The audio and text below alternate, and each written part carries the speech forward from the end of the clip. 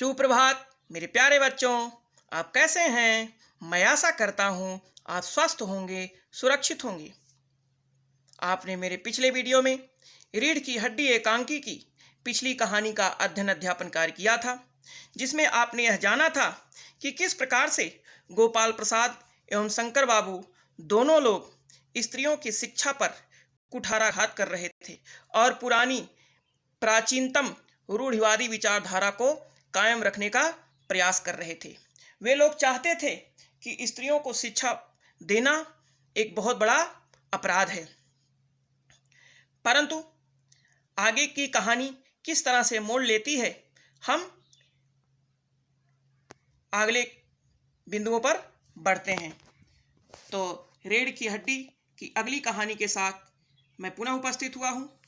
लेखक आगे पुनः कहता है कि रामस्वरूप जी कहते हैं कि हमारे ज़माने में खूबसूरती का तो सवाल ही नहीं उठता था। वह शंकर से पूछते हैं कि क्यों शंकर बाबू, शादी तय करने में क्या खूबसूरती कोई मायने रखती है? इसका उत्तर गोपाल प्रसाद जी तुरंत देते हुए कहते हैं कि लड़की का खूबसूरत होना तो निहायत ज़रूरी है। चाहे वह उसके लिए कोई भी प्रयास करे, चाहे पाउडर लगाए, चाहे क्रीम लगाए, चाहे कोई भी किसी भी प्रकार की कृत्रिम संसाधन का प्रयोग करके, लेकिन अपने आप को उसको सुंदर दिखाना है। हाँ, ये हो सकता है कि पढ़ी लिखी नहीं होनी चाहिए उतना ज़्यादा जितना कि लड़का पढ़ा लिखा हो। लेखक आगे कहता है कि गोपाल प्रसाद जी कहते हैं कि लेकिन लड़की ज़्यादा पढ़ी लिखी होने पर उसके नखरे कौन सहेगा? वे कहते हैं कि लेकिन ज़्यादा यदि पढ़ी लिखी लड़की होगी तो उसके नखरे कौन सहेगा? वे एक प्राचीनतम रूढ़िवादी विचारधारा वाले व्यक्ति हैं। वे चाहते हैं कि स्त्रियों को शिक्षा देना एक बहुत बड़ा अपराध है और जिससे उनकी जो हिटलरशाही है वह नहीं चल पाएगी पुरुषों की, मर्दों की। इसलिए वे चाहते हैं कि स्त्रियों को पढ़ाई या शिक्षा न दिया जाए और वे कहते हैं कि बस लड़की अधिक से अधिक 10वीं पास होनी चाहिए। और इस बात का समर्थन शंकर भी करता है, जो कि उनका पुत्र है। और इस प्रकार से दोनों पिता और पुत्र स्त्रियों की शिक्षा पर घोर कुठाराघात करते हैं और कहते हैं कि स्त्रियों को शिक्षा देना एक बहुत बड़ा जघन्य अपराध है। आगे लेखक कहता है कि गोपाल प्रसाद जी अनेक प्रकार के तर्क देते हुए कहते हैं कि लोगों का कहना है कि लड़कों को यदि बीए तथा एमए करवाया है तो बहू भी ग्रेजुएट हो। अरे मैं कहता हूँ, गोपाल प्रसाद जी कहते हैं, अरे मैं कहता हूँ कि दोनों की क्या बराबरी? मर्दों का काम है पढ़ लिख कर काबिल होना। अगर औरतें भी अंग्रेजी अखबार पढ़ेंगी, पॉलिटिक्स करेंगी तो घर कैसे चलेगा? और रामस्वरूप जी, शेर के बाल होते हैं, शेरनी के नहीं।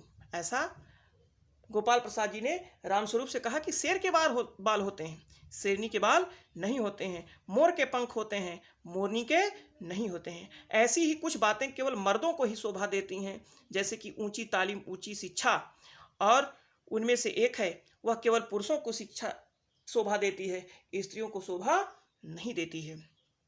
तो इस प्रकार से बार बार स्त्रियों की शिक्षा पर कुठाराघात पिता और पुत्र मिलकर के करते हैं। तभी उमा सादे कपड़ों में पान की तस्तरी लिए हुए प्रवेश करती है और अपने पिता को तस्तरी देती है और उनके सामने की तरफ बढ़ा देती है कि आप लोग पान खाइए। उसी समय उसका चेहरा ऊपर उठ जाता है और नाक पर रखा सोने के फ्रेम वाला चश्मा दिखाई पड़ जाता है। और इस दृश्य को देख करके पिता और पुत्र अर्थात शंकर और गोपाल प्रसाद जी दोनों लोग आश्चर्यचकित हो जाते हैं कि अरे, अभी से इस लड़की को चश्मा लगा हुआ है। उनके मन में संशय होता है, एक आश्चर्य पैदा उत्पन्न होता है कि कहीं यह बहुत ज़्यादा पढ़ी लिखी तो नहीं है। आखिर में इसकी आंख अभी से खराब होने के क्या कारण हो सकते हैं? उनको यह एक संदेह होता है, एक शंका लगती है कि ऐसा प्रतीत होता है कि यह ज़्यादा पढ़ी लिखी हुई है और पढ़ने लिखने से ही आंखों पर प्रभाव पड़ा है और जिसके कारण इसको चश्मा लग गया है। तो इस प्रकार से वे दोनों बार बार उस उमा के ऊपर घात पर घात करते जा रहे हैं और स्त्रियों की शिक्षा पर कुठाराघात करते जा रहे हैं। तो बच्चों, आज आपने क्या सीखा? हम कुछ बहुविकल्पीय प्रश्नों पर बढ़ते हैं। प्रश्न नंबर 1, गोपाल प्रसाद जी पढ़ी लिखी बहू क्यों नहीं चाहते थे? आपके विकल्प हैं क, क्योंकि उन्हें उसके नखरे पसंद नहीं थे। ख, क्योंकि वे रूढ़िवादी विचारधारा वाले व्यक्ति थे। ग, क्योंकि वे उससे अपने घर का संपूर्ण कार्य करवाना चाहते थे। घ, उपर्युक्त सभी। तो जैसा कि आप लोग अनुमान लगा लिए होंगे कि आपका कौन सा विकल्प सही है। तो बच्चों, आपका विकल्प घ, उपर्युक्त सभी सही है। क्यों? क्योंकि गोपाल प्रसाद जी संपूर्ण जितने भी कार्य थे घर के वो भी करना चाहते थे, और दूसरी बात, वो रूढ़िवादी विचारधारा वाले भी व्यक्ति थे, और उन्हें यह भी था कि स्त्रियों का नखरा कौन बर्दाश्त करे। तो इस प्रकार से ये तीनों विकल्प ऊपर के सभी सही हैं, इसलिए आपका विकल्प घ, उपर्युक्त सभी सही है। अब हम दूसरे प्रश्न पर बढ़ते हैं। प्रश्न नंबर 2, गोपाल प्रसाद एवं शंकर बाबू के अनुसार स्त्रियों में कौन सा गुण शोभा नहीं देता? आपके विकल्प हैं क, ऊंची शिक्षा तालीम। ख, कम पढ़ा लिखा होना। ग, अकर्मण्यता। घ, इनमें से कोई नहीं।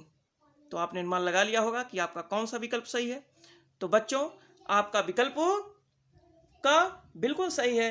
वे चाहते थे कि स्त्रियों को ऊंची शिक्षा या तालीम न दिया जाए, यह गुण उनमें शोभायमान नहीं होगा, यह केवल पुरुषों के लिए है। तो इस प्रकार से आपका विकल्प का सही होगा, ऊंची शिक्षा या तालीम स्त्रियों को शोभा नहीं देता, ऐसा गोपाल प्रसाद एवं शंकर बाबू समझते हैं, सोचते हैं। अब हम तीसरे प्रश्न पर बढ़ते हैं। उमा अतिथियों के सामने क्या लेकर प्रस्तुत होती है? आपके विकल्प हैं क, पानी लेकर। ख, फल की तस्तरी लेकर। ग, पान की तस्करी लेकर। घ, बिना कुछ लिए। तो आपने अनुमान लगा लिया होगा कि आपका कौन सा विकल्प सही है। जी हाँ, आपका विकल्प ग बिल्कुल सही है। वे पान की तस्तरी लेकर के उनके सामने आती है। हम अब चौथे प्रश्न पर पढ़ते हैं। उमा के आंखों में चश्मा लगा देखकर राम स्वरूप एवं शंकर क्यों आश्चर्य में पड़ जाते हैं? उमा के आंखों में चश्मा लगा देखकर राम स्वरूप एवं शंकर आश्चर्य में क्यों पड़ जाते हैं? आपके विकल्प हैं का, क्योंकि उन्हें संदेह होता है उसकी आंख खराब हो गई है। ख, क्योंकि उन्हें संदेह होता है लड़की बहुत पढ़ी लिखी है। ग, क्योंकि उन्हें संदेह होता है वह जानबूझकर लगा कर आई है। घ, उपर्युक्त सभी। तो आप जैसा कि जान रहे हैं कि रामस्वरूप और शंकर क्या समझ रहे थे? वे सोच रहे थे कि लड़की बहुत पढ़ी लिखी है, तो इसलिए आपका विकल्प ख बिल्कुल सही होगा, क्योंकि उन्हें संदेह होता है लड़की बहुत पढ़ी लिखी है। अब हम प्रश्न अभ्यास के प्रश्नों पर बढ़ते हैं। निम्नलिखित प्रश्नों के उत्तर दीजिए। प्रश्न 1, रामस्वरूप का अपनी बेटी को उच्च शिक्षा दिलवाना और विवाह के लिए छिपाना, यह विरोधाभास उनकी किस विवशता को उजागर करता है? रामस्वरूप का अपनी बेटी को उच्च शिक्षा दिलवाना और विवाह के लिए छिपाना, यह विरोधाभास उनकी किस विवशता को उजागर करता है? जैसा कि आप जानते हैं कि परिस्थितियां उस समय विपरीत थी, विषम थी, लोग पढ़ी लिखी बहू नहीं चाहते थे, इत्यादि कारणों के कारण उन्होंने अपनी बच्ची की शिक्षा को छिपाने का प्रयास किया। अब हम दूसरे प्रश्न पर बढ़ते हैं। रीढ़ की हड्डी पाठ के आधार पर स्त्री शिक्षा के विषय में अपने विचार लिखिए। रीढ़ की हड्डी पाठ के आधार पर स्त्री शिक्षा के विषय में अपने विचार लिखिए। हम आपसे अपनी एक नई वीडियो के साथ पुनः मिलते हैं, तब तक के लिए धन्यवाद।